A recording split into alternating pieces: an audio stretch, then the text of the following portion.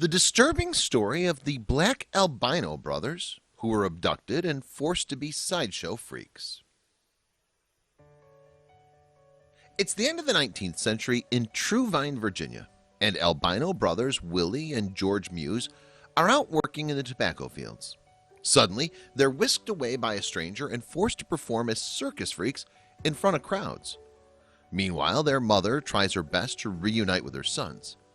But will they ever be a family again?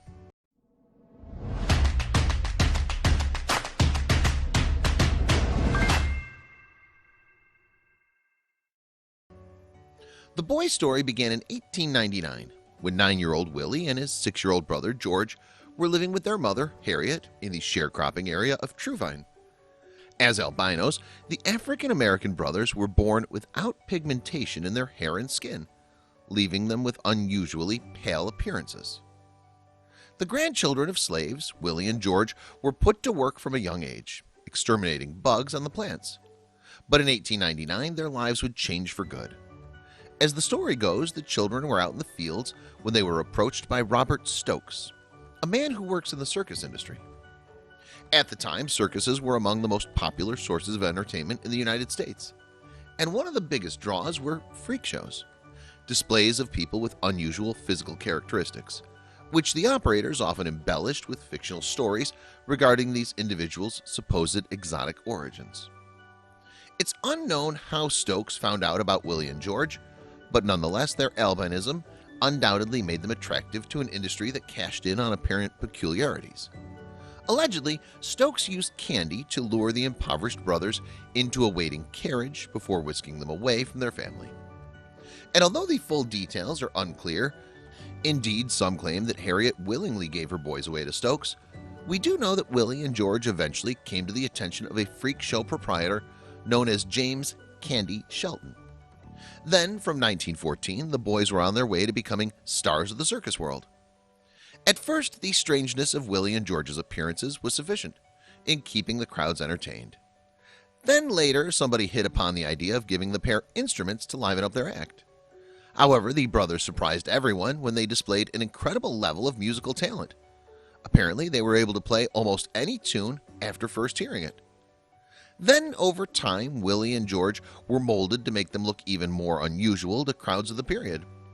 Dressed in elaborate costumes, the pair had their hair styled into long dreadlocks that sprouted from their heads. And by the 1920s, the brothers had become part of the famous Ringling Brothers and Barnum and Bailey Circus. What's more, there was certainly precedent for members of freak shows to become famous in their own rights.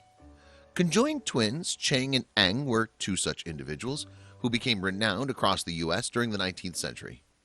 The Wild Men of Borneo, two dwarf siblings who exhibited tremendous strength by lifting visitors, also made their names after having been scouted by P.T. Barnum. As for Willie and George, the pair were given stage names Eco and Iko and some outlandish origin stories.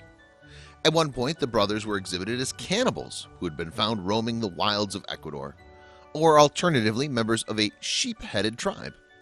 In yet another story, the two had reportedly been discovered aboard a raft drifting off the Madagascar coast. But while circus promoters were busy spinning elaborate tales, Willie and George's mother was desperately searching for her lost sons. By that time, Harriet had moved to the up-and-coming city of Roanoke in Virginia to secure more lucrative employment. And it was here that she apparently experienced a prophetic dream. According to Muse family lore, Harriet had dreamed that Willie and George were on their way to Roanoke as part of the Ringling Brothers and Barnum and Bailey Circus. This turned out to actually be the case.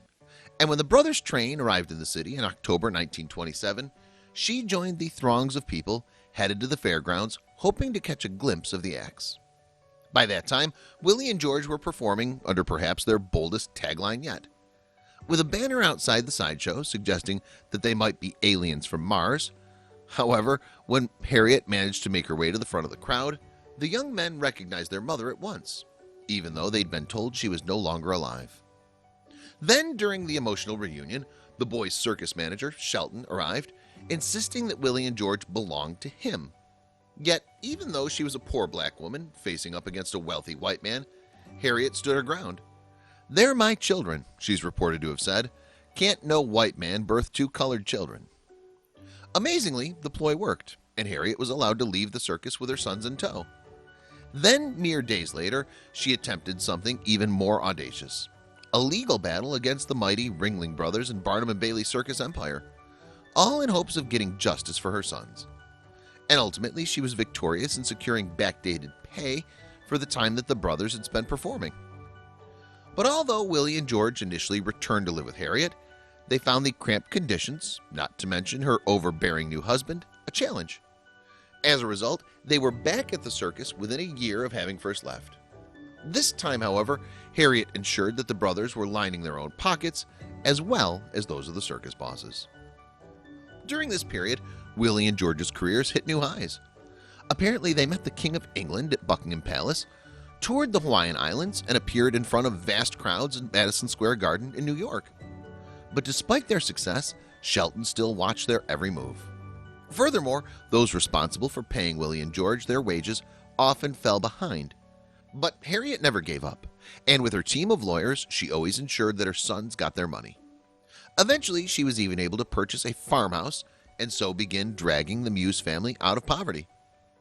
Then, in 1942, Harriet died after suffering a heart attack, having never seen her sons retire from the circus business.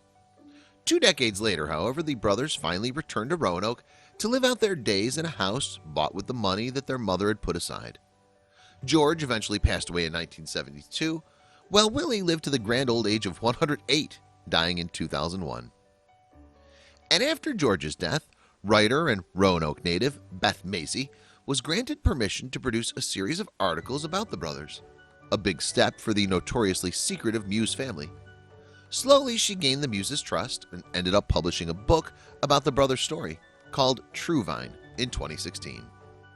Now, a movie adaptation of Truevine is also being touted, meaning the truth about Willie and George's incredible lives may be brought to the masses at last.